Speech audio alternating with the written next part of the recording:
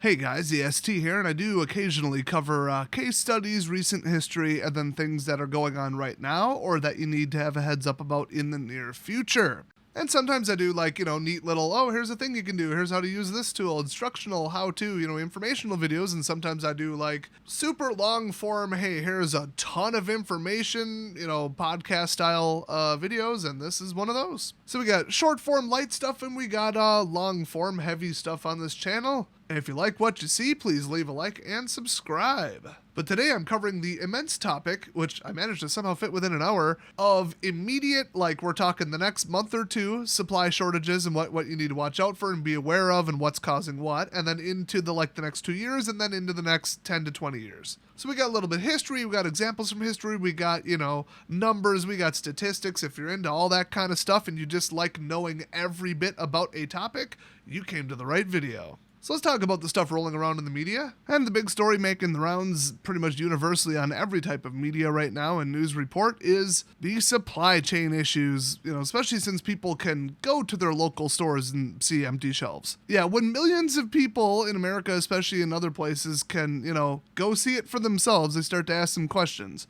Can't really cover that one up or not talk about it in the media when everybody can see it in front of their face. Now, the Biden administration and all of their media partners, they've addressed it, but their stated causes are just anything they can pull out of a hat, it seems. Like anything from weather to, I don't know, probably aliens. Who knows? Maybe the truck drivers are getting abducted by aliens. So what's really going on? When is it going to get better? And which projection is actually correct? And that's what this video is about. So if you think that trucking issues to the ports, or even just from manufacturers to warehouses, distributors, and stores are getting bad, the number one problem as far as sheer numbers, according to Transportation Nation Network, are the international, aka cross-border truckers. So this all stems from earlier this month, the U.S. Department of Homeland Security, as if it's their job, and as if anybody there is doing their job, but anyway,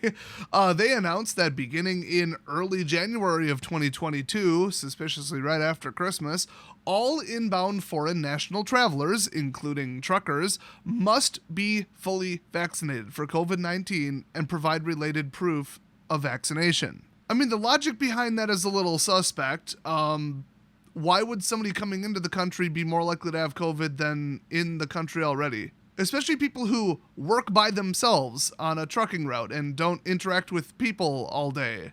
Sounds like a lot more of the, get the vaccine or else kind of, mandate stuff. Doesn't have to be supported by math or science or logic or reason or anything. Like let's say a trucker just had COVID 3 weeks ago and now they're fine. They're more immune than if they got the shot, obviously. Well, that's irrelevant. No, you still need the vaccine, apparently.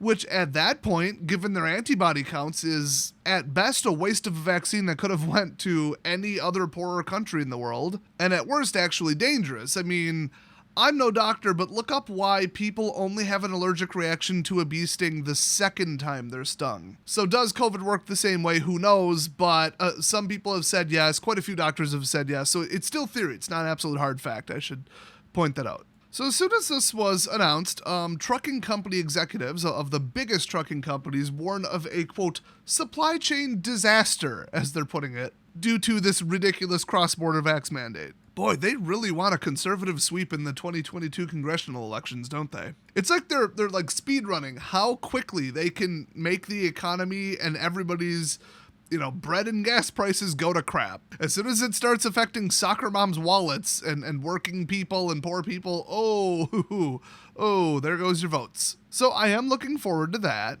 But in the meantime, I kind of care about, me being able to buy stuff that I need. So, go watch my other couple videos about, what to pick up and how to figure out for you personally what to pick up. Instead of, here's a list of the top 5 items you might not be able to get that you should go get right now.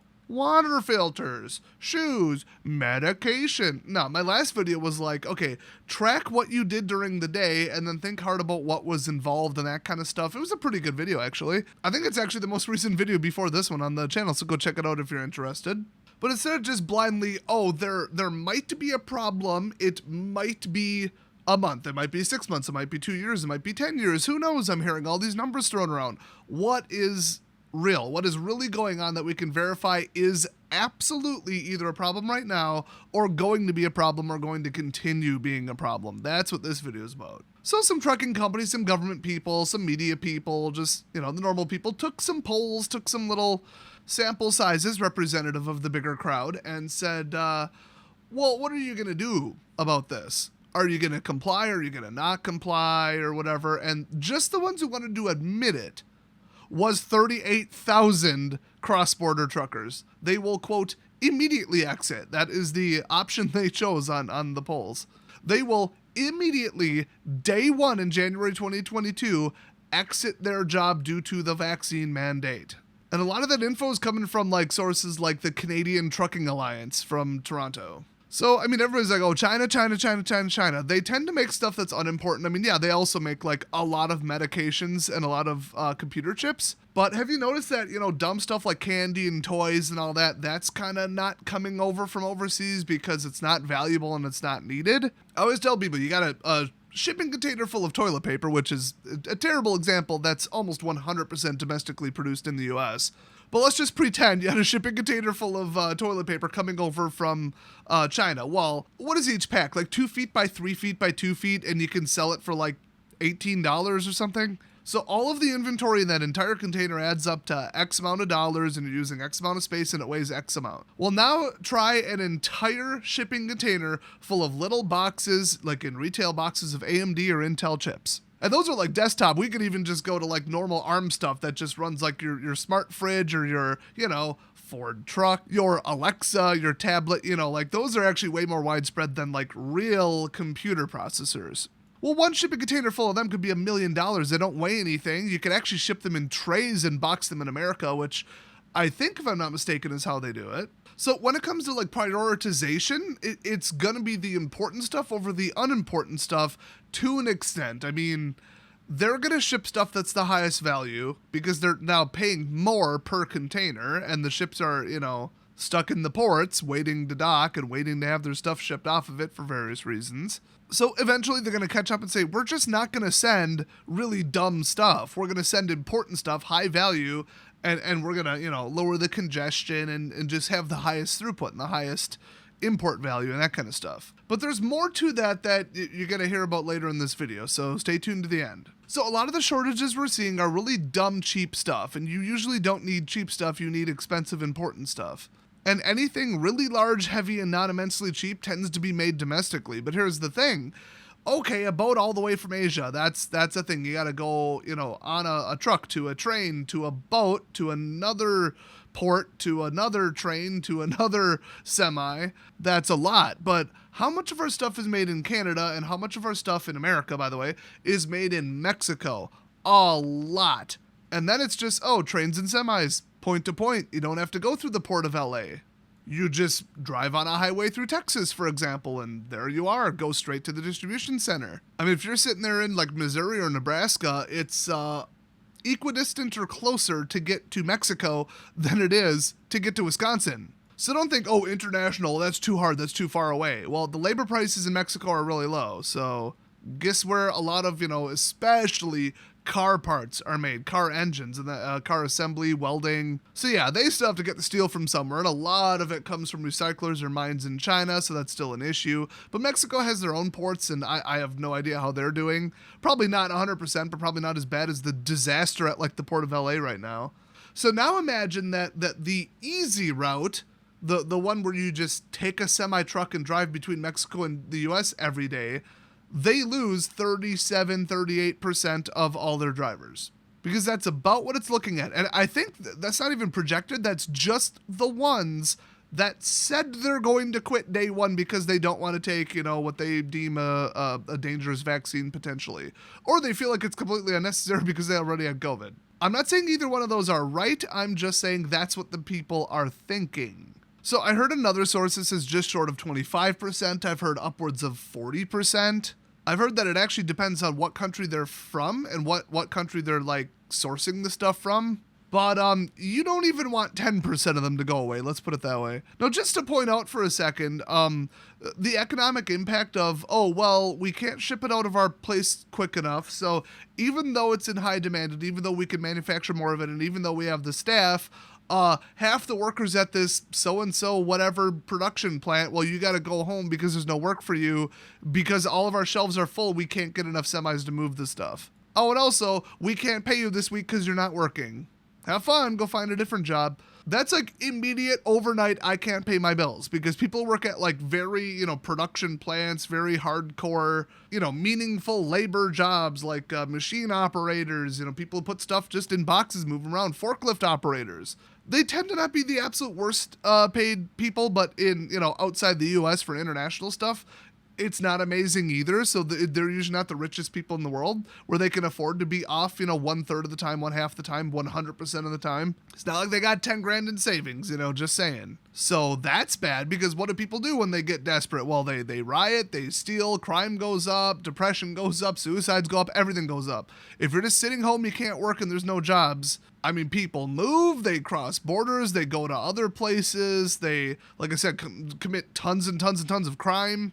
Because they're like, oh, I didn't exactly consider a life of crime. I had a job and I liked it and I've been there for 10 years, but now I don't have any money. There's nothing to be made. Nothing can move. And I'm home with no pay. And the family's hungry and we're out of money. So I guess I'm going to go rob a store. So that's bad, but you might be thinking, oh, well, but that's, in this case, that's Mexico. Okay, well, it's also the U.S. Have you looked at crime rates lately? But like I said, this immediate thing coming up in, 2 months, 3 months, it's going to affect cross-border truckers. So that's the immediate threat. So if you're looking for something to do that pays really well, where you don't have to work with other people, which is inherently pretty safe, and you could just listen to podcasts on your phone all day while driving, maybe go get your CDL completely, training paid for by the company and has a giant signing bonus. Just saying, they say go where the work is, you'll make more. Hell, it all blows over and they go back to normal or something, which I don't think will happen anytime soon. You could, drive school buses, large stretch limos. That's all Class B.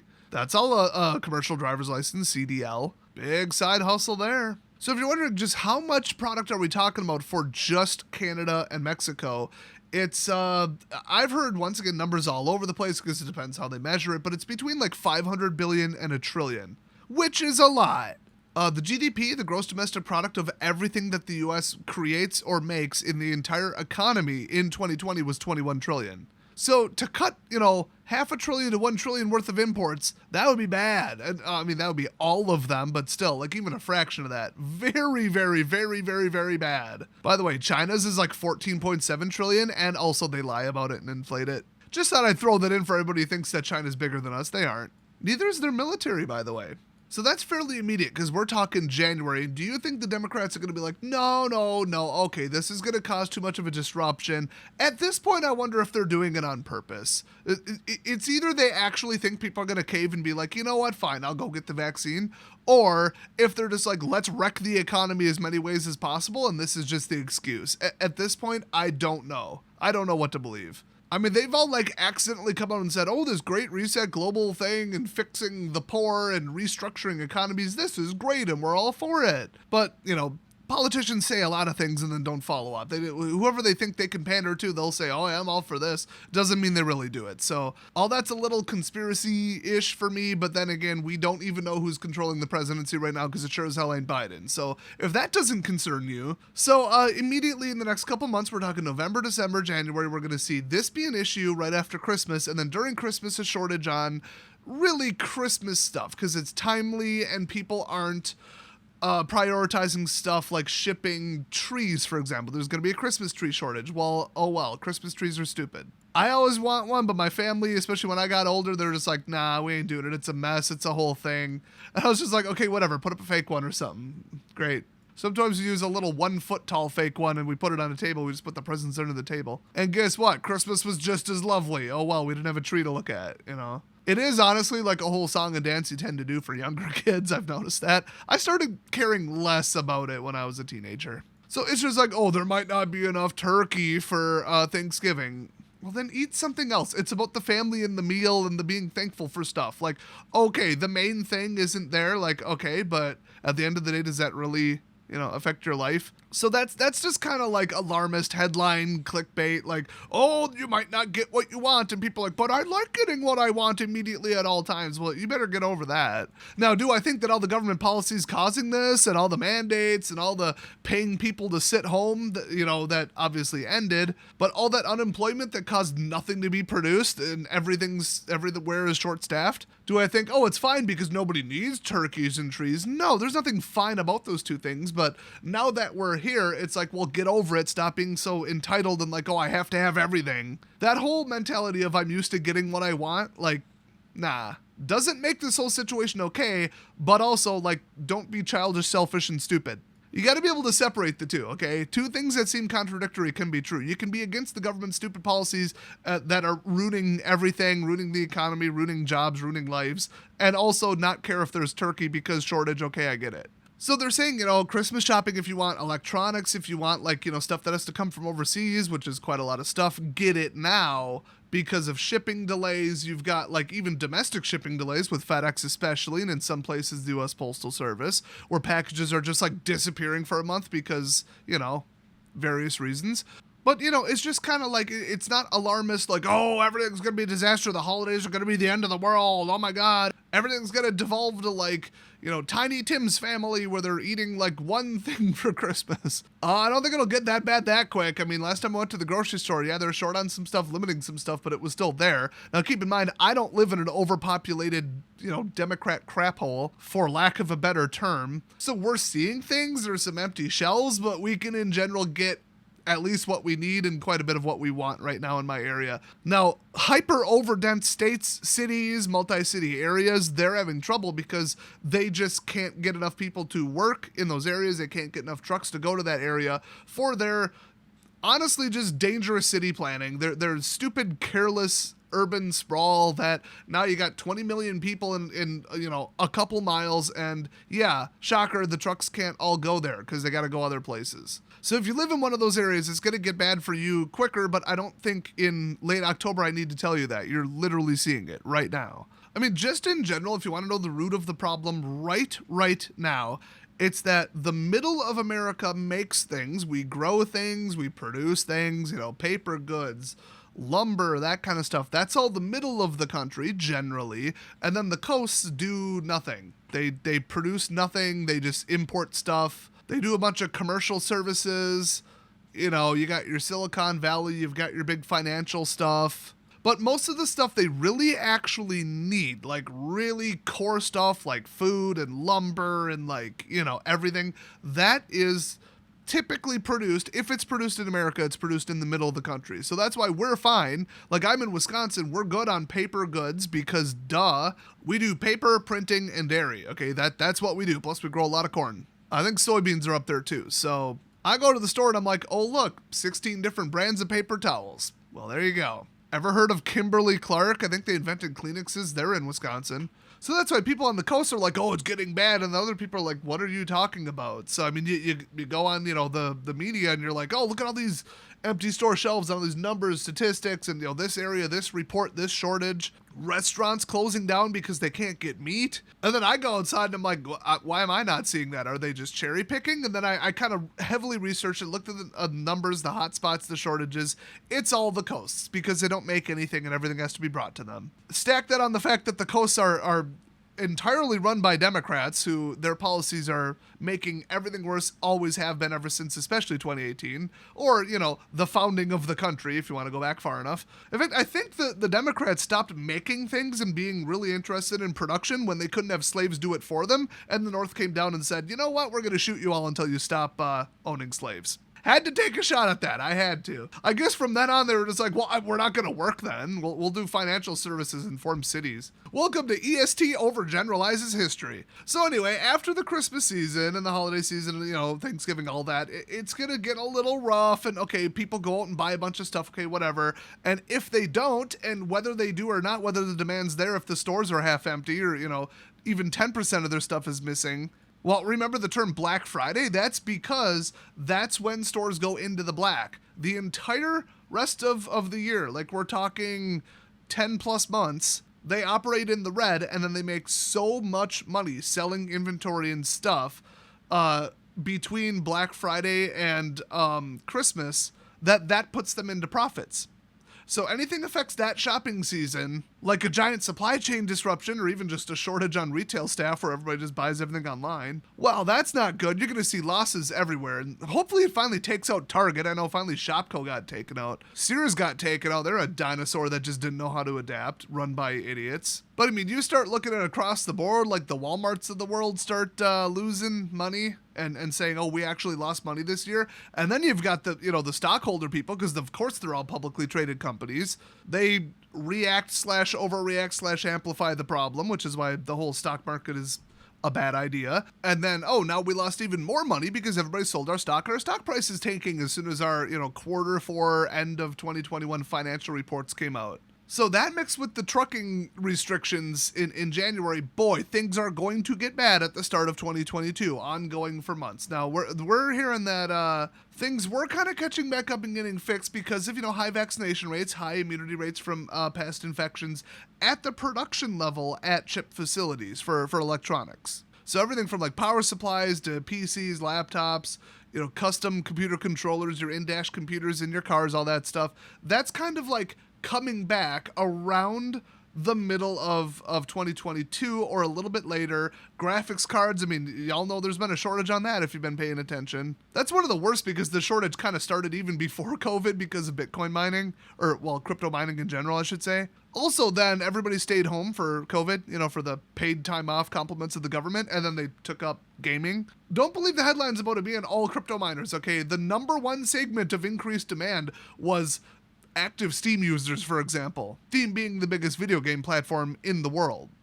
Or, well, in the US. I think Tencent is bigger, whatever. So the most money, resources, and priority went to fixing that, and they're saying, yeah, GPU prices will be down about halfway through 2022, and you'll be able to actually build a gaming computer. All right.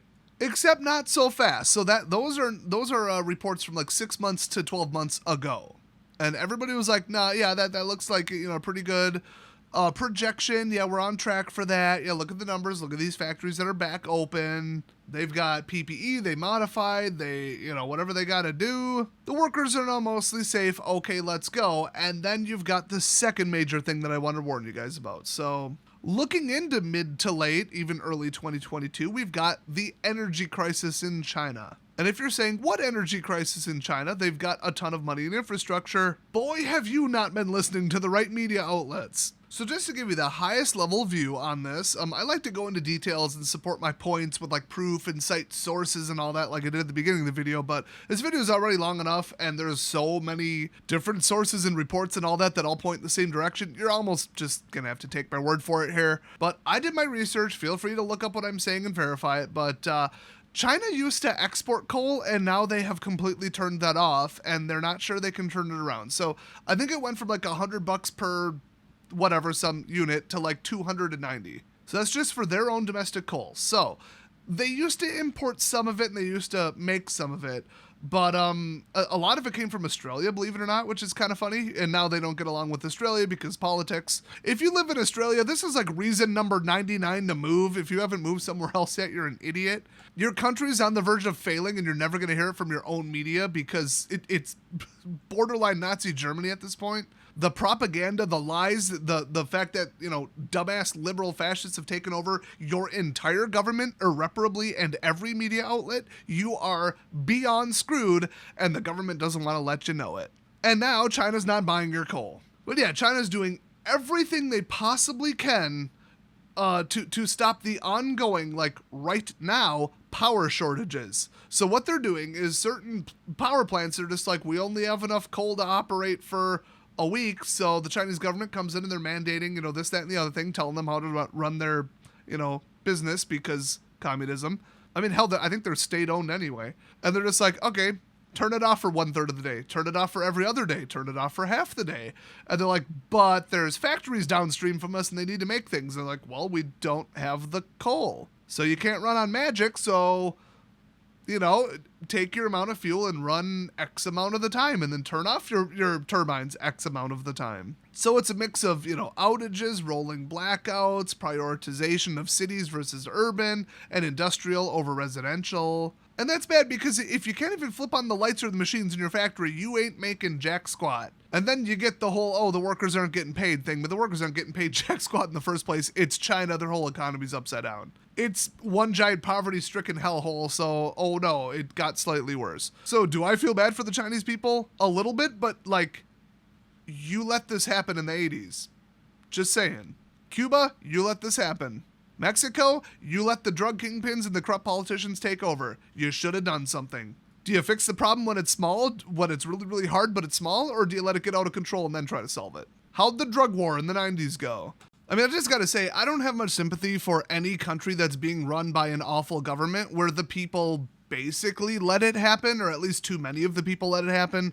Although if it's now a generation removed and it's like, well, my parents did that and I was just born here, okay, that sucks. And now do you think that the Chinese people, if every single one of them unanimously decided to overthrow the government, that they'd even be able to beat the military or any of the protections in place? No.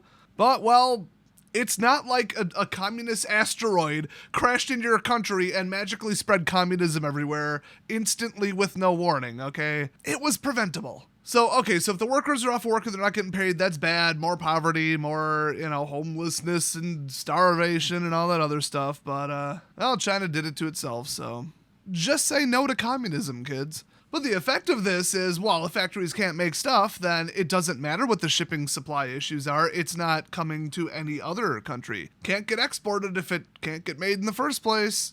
And I actually know other YouTubers, believe it or not, who are saying, hey, we were going to make this, custom merch, but the factory said there's so many power disruptions, we literally cannot take new orders. And that's right now. Now, this whole coal thing and power and electricity generation in China, there's so many lies. And then there's information that the responsible sources in media thought was correct, but now isn't. So the latest I'm hearing is that they told everyone in the world, we're going to eliminate coal, while they're actually telling everybody, build as many coal plants as possible. That's what we got. That's what works. Now, it seems odd to build a coal plant if you don't have coal to go in it. But, most of the root of the problem, from what I'm hearing, and this is very new, this week information, is that the higher ups, the communist management government people are like, hey, do we have enough coal coming out of this mine? And they're like, oh yeah, and then really it's no, but they know they don't want to hear no, or they want to keep their job at the mine, so just everybody lies to everybody, then all of a sudden the mine is 11 kilometers across and half a kilometer deep, and we're out of coal, oops. And it just happens out of nowhere. It's just oh yeah, no, the building inspector said this building is fine, and then the building falls over. Well, I mean, even with that, you might have had some warnings. There might have been some cracks. There might have been, it's still going to hit you all at once. I mean, I'm just saying, you build a building in New York City, expect it to stand for 100 to 200 years. If it falls over after 4, you got a little bit of a problem. That's a little abrupt. That's a bit of a sudden financial burden, a little bit of a disruption to the economy. And, I say those terms because the coal system is exactly the same. But, they're starting new mines. So they're really just going to keep polluting and polluting and polluting and polluting and polluting. And they're literally just lying to everybody. The UN, all these, climate change councils, and at every meeting and all this other song and dance they put on, they tell them, oh yeah, no, it's all fine. We're going to all renewables. Look at all these renewables we got. And I'm not even kidding, it's this bad.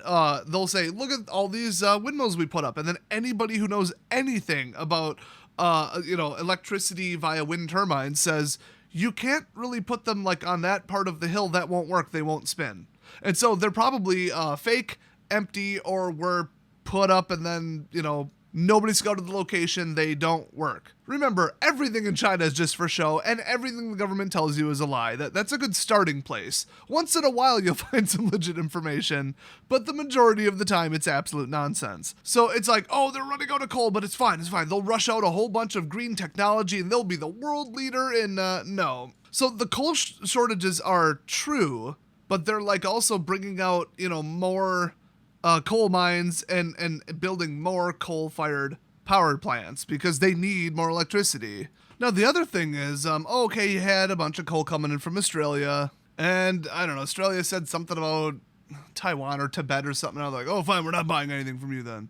Okay, whatever. But I heard that they used to, as much sense as this makes, import coal from Australia, but then export their own coal to like India or something. Like I said, I've seen the headlines. That doesn't make sense to me, but let's say that, really, really intensive raw material stuff that takes an enormous amount of electricity, like steel production and, ore refining. Let's say, just that, where they can take a whole bunch of steel, send it to India, then India turns it into something, or textiles. I know a lot of stuff in the Middle East, like Kazakhstan and all that. That's like locally sourced because like that's what they do. They have sheep. But a lot of places even, that seem like they kind of just got their economy together. Now they're playing on the world scale and they're exporting something and just the money's pouring in from Europe and America and Canada and, South America, everywhere else that buys, anything. They still probably get something from China to make what they're making. In fact, China usually, like their strategy in the last, especially 10 years, has been to make sure that something from China is sold there, or they have control of something,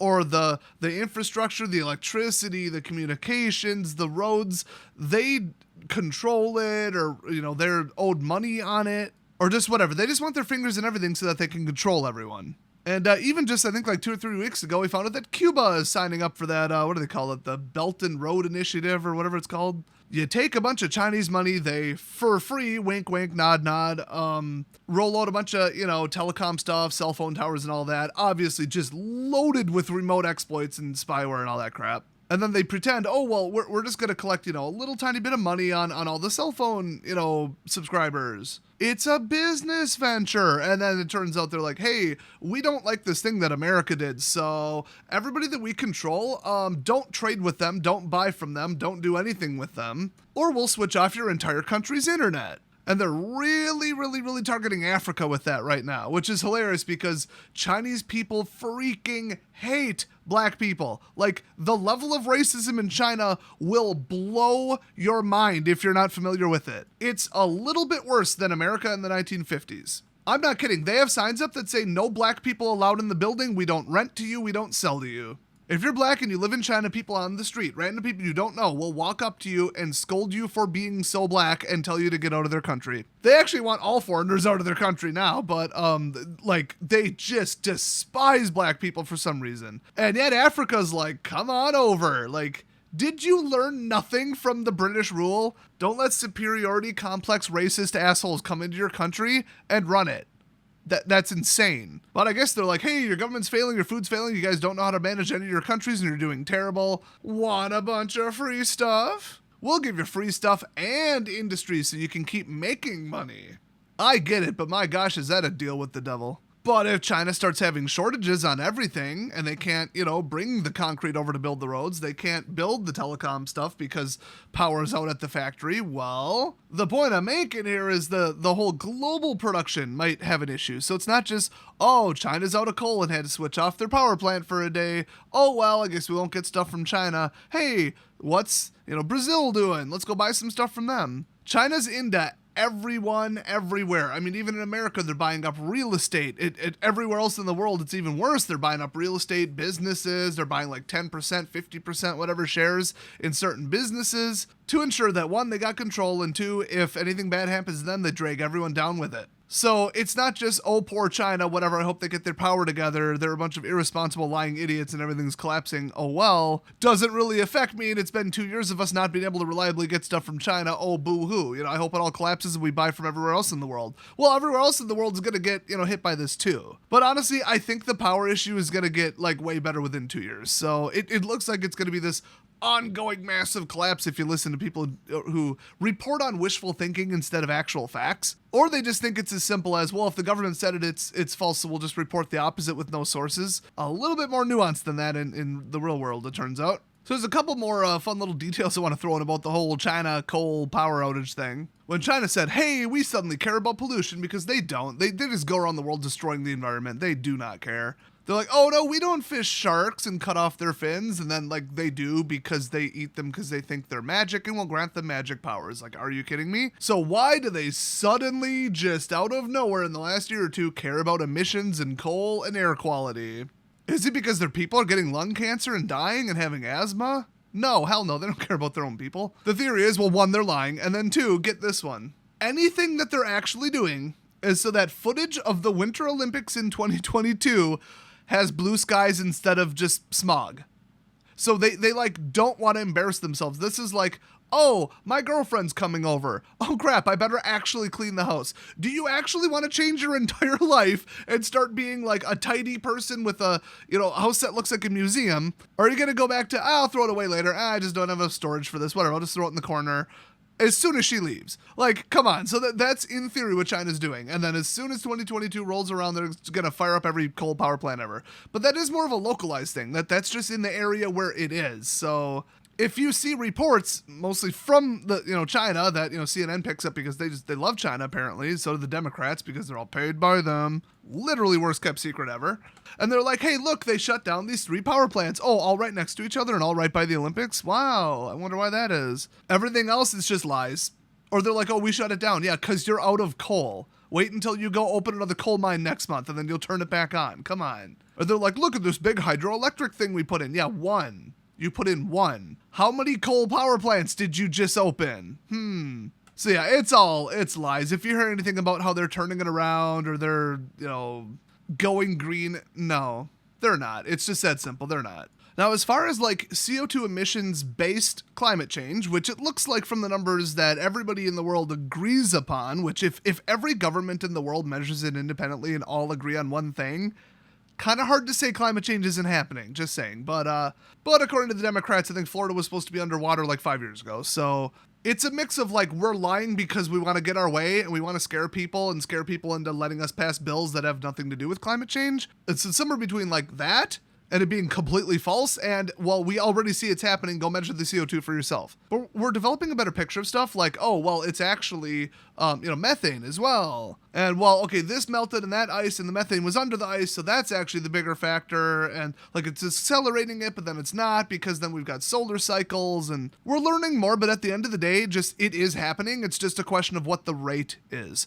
So if everybody in the world thinks justifiably or not, and maybe they might be off by 100, 200% on the scale of time that we have to address this. At the end of the day, the one thing China does care about is world image and people just being like, you are literally the biggest producer and we're going to do something about it. Because doing something about it, the whole world coming together and doing something about China would be really, really bad for China and they darn well know it. So, anything that they're doing right now is kind of for that.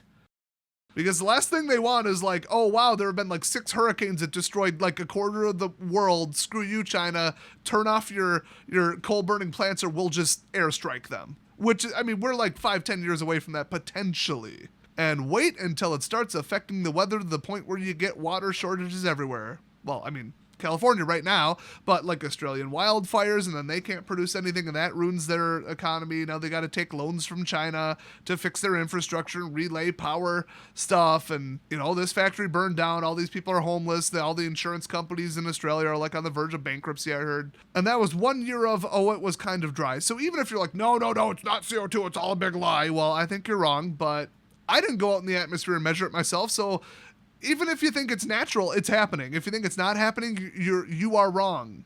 It's just that simple. There is less water in Australia and California than there was 5 decades ago. That is a fact. So the climate is changing. So let's just call it climate change. Doesn't matter what the source is. Let's just say it's climate change and it's happening. Wait until poorer countries start having issues with water and farming and food. Look at every war that's happened over the last 2,000 years and look at what if it was over politics and, oh, we just want your land, or if it was over resources. You'd be shocked how many times it was over resources. The Hutu uprising? Resources. I think that was a water thing, wasn't it? Basically every conflict in all of Africa over the last 50 years, resources. Just wait until it gets worse. And people, they can go without food for a bit. They can move around. You can immigrate. But if there's no water, you're going to die in 3 days. So that's when people just start killing each other. That's when wars break out. That's when countries stop being friendly with each other. So that's distant future. But, still, I think within a decade, potentially, it's only going to ramp up and gradually get worse. So a lot of, advanced world governments that are on the same page about, okay, climate change is happening. If they want to take the route of, hey, let's go tell China to burn less coal, based on politics or real science, like I said, doesn't matter at this point that they're telling them to do it. Well, they're doing it because they don't want the entire world to turn on them, because they can't have everybody universally say, you're the number one polluter, do something about it, or we're just going to bite the bullet and not buy things from you anymore. Or like I said, just straight up drop an airstrike or nuke on your facilities, on your power plants. People almost went to war over China in the 80s and 90s over CFCs, ruining the ozone layer, because they're like, you're damaging our whole planet. I mean, there have almost been wars over the rainforest deforestation, because, it's nicknamed the planet's lungs. So, we have all this precedent from even the last 100 years, not even, of the whole world saying, get your crap together or we're going to come in and do it for you. So did throw a little bit of geopolitics in here, but it's important for finding out what's going on. Okay, I hate these little headlines where it's like, oh, this is happening, coal shortage, here's what's behind it. Bye.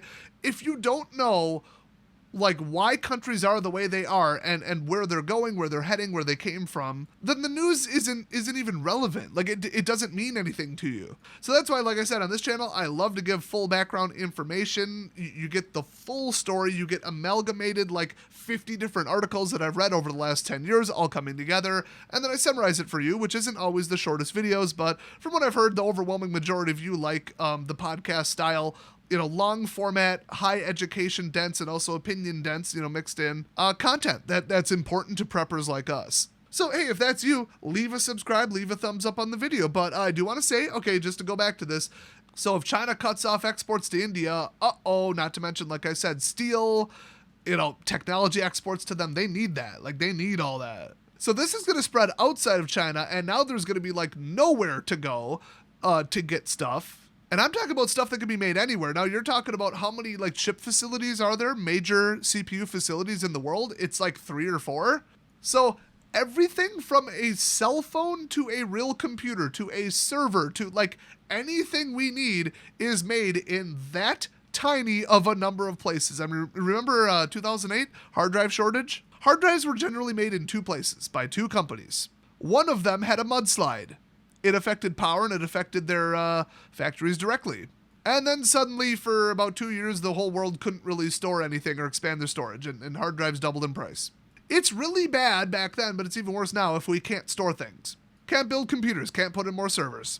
That's bad. That's really, really, really bad. So chips are the number one thing. So that's why I wanted to, outline the last thing here, which is more of a long term, although, I mean, China could invade Taiwan tomorrow. It's the whole China and Taiwan thing, where they're flexing the muscles, and then Biden's like, yes, we'll defend Taiwan, and then his, the actual people running the U.S. government step in and say, no, we would not fight China. We would let them take over Taiwan. Well, Taiwan is where the majority of chips are made for the entire world. I think Intel and AMD are based there or something. I don't know. Either it's Intel and ARM or something like that. Maybe NVIDIA's over there making, GPUs, and they're about to acquire ARM. Ugh, unbelievable. But, I mean, between TSMC and then the other major 2, maybe 3, depending upon how you measure it, that's the overwhelming majority of all chips that go in all things, of all scales.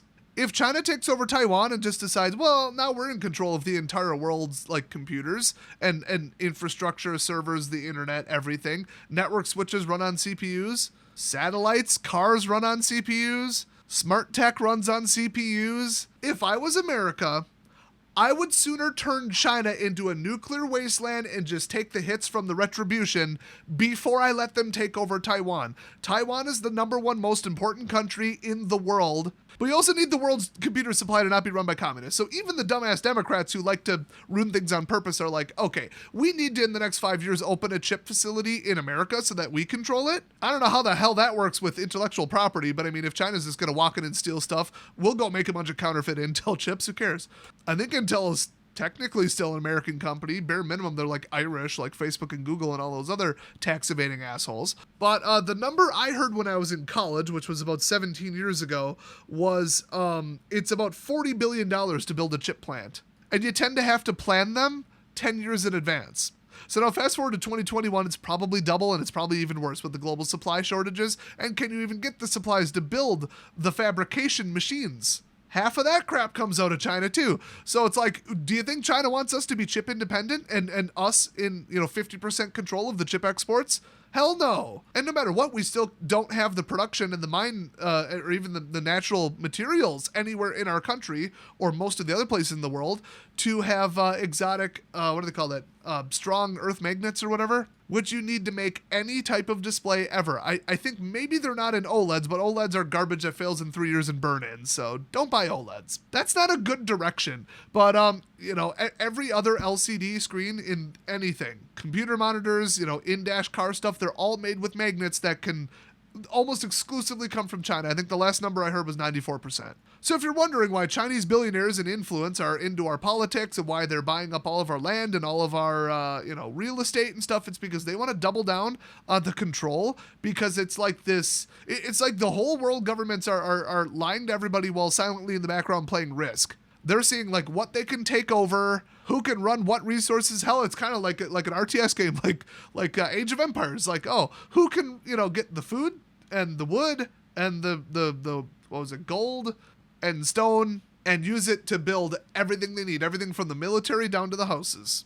You got to secure that stuff, and now it's like very, very centralized chip production that never should have been centralized like that. And I mean, in my opinion, a lot of the Democrats and people running this, and high-level people who even survived multiple presidential campaigns, they just run government agencies and just kind of stay there. They are so far financially in the pockets of China, or they are literally Chinese citizens or Chinese immigrants that are just members of the Communist Party running our stuff here in America. That's why they're like, no, we won't defend Taiwan. And that's all Democrats. I mean, Republicans, they're not the least crooked either. But they're at least like the true conservatives, not the, neo-conservatives or the rhinos or any of those, rich business, old-timey, career politician douchebags that go back to like the Bush, and even earlier administrations.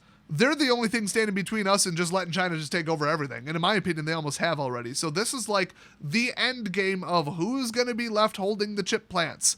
So to summarize this video, extremely short term, next 2 months, you're going to have some issues around Christmas, but it's going to be dumb stuff like toys and a little bit of electronics, which we're all used to at this point. If you really needed it, you'd buy it. And if you don't really need that new phone or that flashy new thing or a faster computer, then, oh well, don't get it. And maybe you might not have a turkey and a Christmas tree. Oh well, get over it, not important. Now, what's causing it, what's behind it, that's important. The government policy's causing it, that's important. But the actual effects, not that important. Now, looking into early 2022, you've got all the issues with imports. You've got the new vaccine mandates at the border. You got the lack of, truckers willing to drive between Mexico and Canada and the U.S. That's the whole NAFTA, North American Free Trade Association stuff. That can't just crawl to a stop. Not when we've got, who knows what the hell's going on with China. And then we've got the whole Taiwan issue and China being, morons. And just generally being China, and then they, no matter what they want to do, are out of energy because they're out of coal. So now they're going to stop exporting coal and energy and steel and raw materials to other places in the world because, like I said, they're just turtling and being like, cover us first, which I do agree any country should do, but it's China, kind of two sides to that one. So now anything made outside of China is screwed. If they rely on China, don't even get me started on the whole, what is that, the Belt and whatever the hell initiative. You want to talk about one, people getting pissed off and going to war over it, which that wouldn't be wise, but I could see people doing it. And then two, a danger to like, oh, China and all of their allies, their coerced allies are saying, don't send anything to America because we don't like this thing they just did. Yeah, that's bad. The whole Taiwan chip production, we need computers thing is worse, but that's potentially extremely long-term, like I said, a decade or more. The real immediate problem in the next year to 2 years is gonna be the coal issues and the energy crisis in China, and you can't just build and spend your way out of that. And then one more thing I wanted to say now that we're talking about international global stuff, looking into the future on all the different timescales, is the collapse of the Chinese economy. So there's that to worry about too. It started with real estate. You might have heard about the big real estate thing that just basically went bankrupt, and people are like, oh, it's fine. They'll just, they'll do this, they'll do that. They'll manipulate their currency and the communist government will come in and prop it up.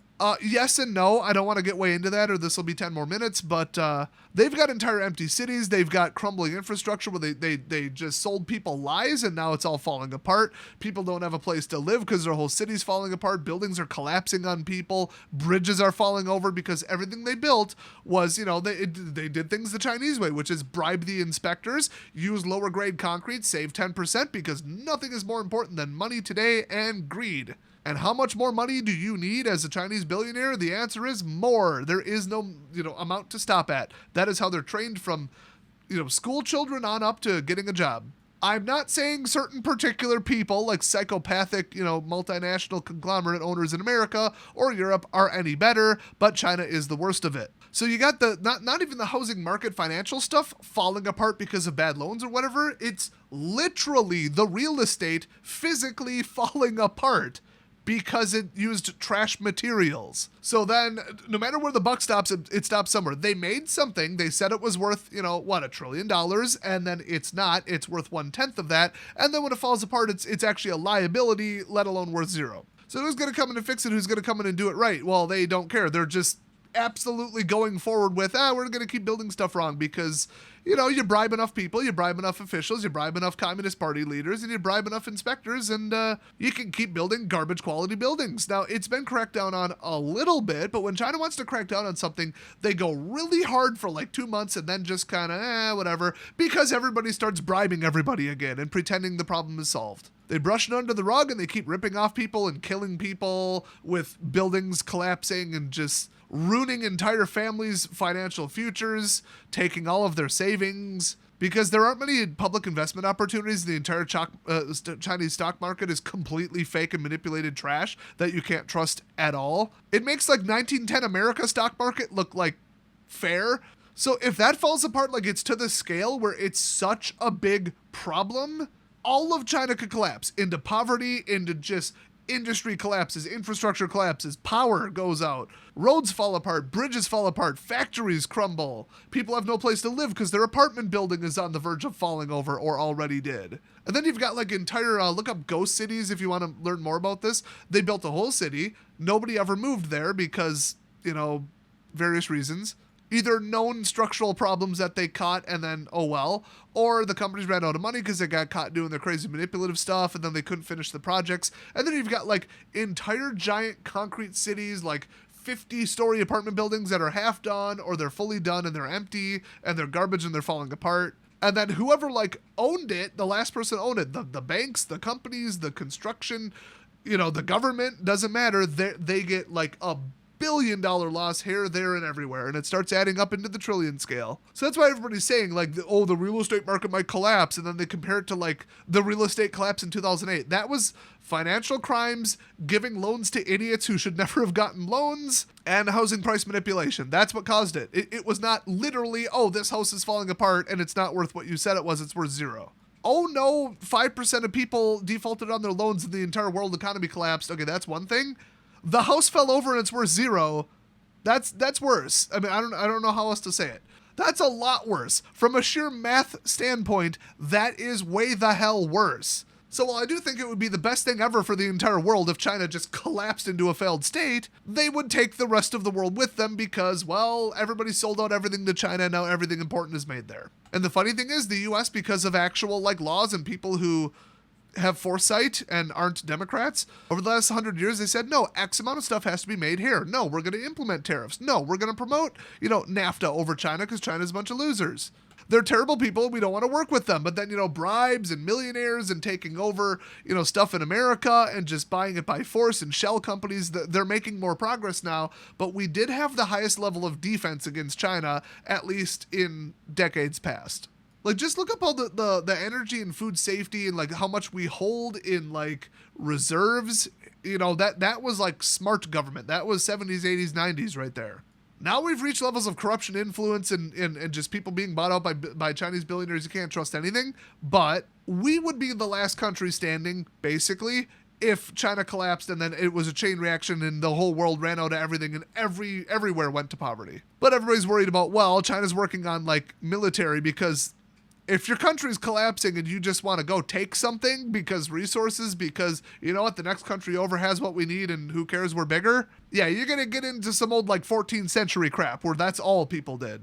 Then everybody's going to go to war with everyone. I don't think China would just fail silently and the rest of the world would be like, that's a shame. No, it would affect all of us and then they might retaliate and take drastic measures. Because at the end of the day, they're selfish and evil to a degree that no other country on earth even matches. Well, maybe South Africa. Or maybe Turkey or some places in the Middle East. Okay, it's like a 10-way tie. But guess what? When there's not enough food, water, technology, or iron and steel to go around, everybody's a self-serving, our country first type of government. So if it went to that, it wouldn't matter. It would just be a question of how bad it gets. So I would plan for your long-term future if you're, not in your 70s right now. In other words, become a prepper. In other words, hey, you're already watching my channel. There you go. But, learn how to grow your own food now. Learn how to filter your own water now. Get out of the cities now. Because you don't want to do it simultaneously with everybody else when stuff starts getting bad. And you look at Seattle and Portland and like Shotrages in New York right now, things are getting bad now. Just because you live in like Kansas, Nebraska, Maine, and you're like, boy, sucks to be them. Yeah, your area's not immune to it. It's just the Democrat overpopulated hellholes run by morons, they're the first affected. Don't think it can't come to your door, and don't think that, just because I live in America or I live in Europe or I live in Switzerland, it's not coming to my door. No, it is. Potentially. Maybe nothing will happen. Maybe everything will be great. Maybe we'll roll out cold fusion, and we could just run the whole world on roughly 300 million years worth of fuel from heavy hydrogen in seawater. If we would have developed fusion 50 years ago, we'd literally be living in like post-scarcity Star Trek world with replicators and flying cars and unlimited energy, because you use energy to go get more energy from the, instead of from oil and from the ground or from coal and from, crappy green sources, you would just get it from seawater. We have a lot of seawater. You would run the centrifuges to get the tritium using the energy from the cold fusion plants.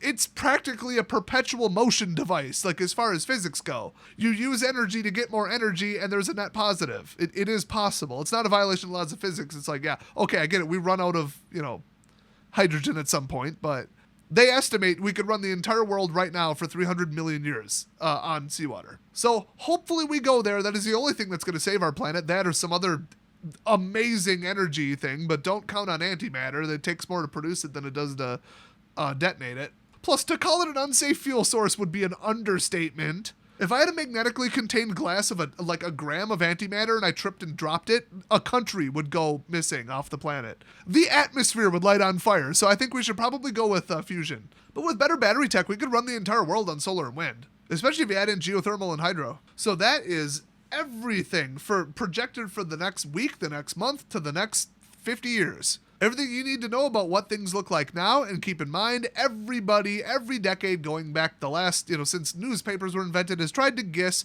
what is going to happen globally, and they've all been wrong. I think in the 50s they thought we'd all be living on Mars by now, which is pointless. It's a radioactive, empty, just... Don't get me started. Mars is not the solution. Humans can't live there. Period. The end. No, we're stuck here. We need to solve the problems here. And every single year it gets worse, and everybody's just kicking the can down the road because they only care about themselves and their own greedy businesses and their own bottom lines right now, while they're silently battling in the background for who's going to be the last person holding the important stuff 10, 20, 30 years from now. Because they'll run the whole world, because everything's going very downhill very fast. And everything's going to go bad in a hurry. Number one thing that could cause a world war is nothing I mentioned in this video. It's climate-based disruption of food production worldwide. And water shortages. You know why? Because we need water and food. I mean, look at what the Irish potato blight did to the entire country of Ireland. Look what communism running farms did to China in the 70s and 80s. Nobody in the history of the world has killed more people than the Chinese government heads over that time. That includes Hitler, that includes all of World War I, and that includes Genghis Khan. The only living thing that has caused more deaths than communism in China is mosquitoes. I am not kidding. Although we don't have the best numbers from the Black Plague, so that I will give that one as one exception. So you have one little mismanagement, one little climate shift, one little plague, one little fungal issue with, bananas is another example. Basically, the banana crops that were out 70 years ago, that we have switched to a different plant that isn't a banana. Look that one up. One fungal outbreak, boom. Bananas extinct just about. I mean, we still have seeds, it's just we can't farm them at a large scale anymore. Now imagine what, now there's no sunlight, now there's not enough rain, we can't grow corn in 1/3 of America or anywhere else in the world. It's over. 1 year, it is over for that country. It's gonna go from, which of the 37 flavors of Pringles do I want, to Cuba overnight. where you walk in after standing in line for 2 hours at the grocery store and they basically say, I hope you like garbanzo beans. Because that's all we can grow here because our infrastructure is a joke and it's not conducive to stuff and our country's run by morons. So, I mean, everything from like human errors like communism or angry white blaming racist Africans who are like, no, we're going to take out the white farmers and give the land to the black farmers. Oh crap, we probably should have taught them how to farm. Oh, now our country has no food. Oops. And Cuba was like, yay, communism and missiles. Oh crap, the whole world's pissed and now we have no imports. So that's man-made. Okay, like China, Cuba, starving people in Africa. Yeah, it got bad. But nothing in the last 7 millennia of recorded history has done more damage than climate change and crop failures. That goes back to like the Mayans, the Aztec. If I recall, one of them was wiped out by a gigantic farming disruption, some kind of plague, some kind of water climate shift, whatever, because the climate shifts all the time. And the other was wiped out by a giant plague. Europe was almost ended by a plague. But I'm not even talking about people. Okay, I'm talking about farmland. Like we're talking about like the banana fungus, the potato fungus. Go back to Egypt, locusts. I'll go back to America, the Dust Bowl, and locusts, I think also. I think like 5-10 years ago, they had a problem with locusts somewhere in, I don't know, Africa or Europe or something. They ate all the crops, and they're just like, oh crap, now we have no food. But it only affected part of the world. As soon as it tips over to the point where you can't just, go buy rice from Asia because, oh crap, we don't have corn, then everybody gets up in arms, everybody starts starving, and it all tips over. And that's like the end of society to a point. And you can come back from it. Look at the Great Depression. You can come back from global anything. It's just it's not going to be pleasant living through it. So that's the kind of long-term stuff. Or who knows? There could be a fungus affecting farmland right now. There could be an avian flu where just the whole world can't do anything with birds and farming anymore. That would be bad. Honestly, if everything came and killed every cow overnight, that would actually be better for America.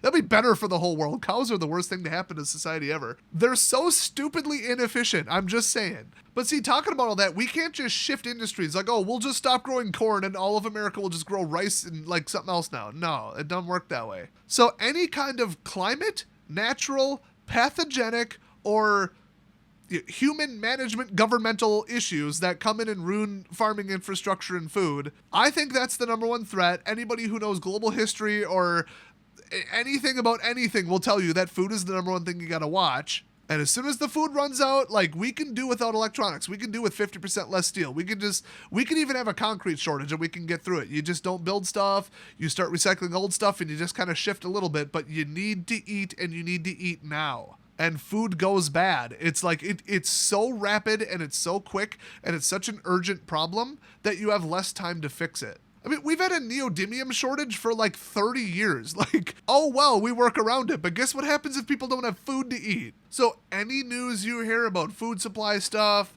livestock issues, really, really large spread stuff that isn't sensational nonsense. I mean, I'll tell you right now, like, we don't need fresh fruit necessarily. From a technology standpoint, we're kind of past that. We can synthetically make, store, transport, turn into pill form like vitamin C. Okay, nobody's getting scurvy.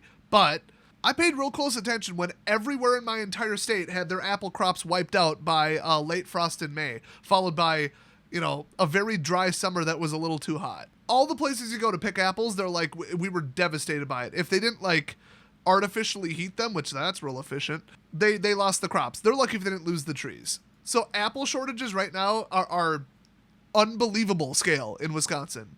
So darn right I paid attention to it, but I looked into it and I'm like, well, we don't need apples. It only affected apples. Why are we even growing apples in this longitude? Okay, cool. Not actually important. Like, okay, I'll just eat something else. That's like the I'll just do something else. Oh, well, it's a shame. We're always short on something every year. Nothing's perfect. Welcome to the world. But I want to say about 10 years ago where they're like, oh, yeah, swine flu broke out. So in this country, they killed like 14,000 pigs, a.k.a. all of them, as a last-ditch emergency effort to stop this from going worldwide. I think even other countries compensated them for the losses because it was in poorer countries. That's the kind of news you got to pay attention to. That's the kind of stuff you got to watch because we need pigs. Now, we could just go to, chickens or cows or goats. I heard they're delicious.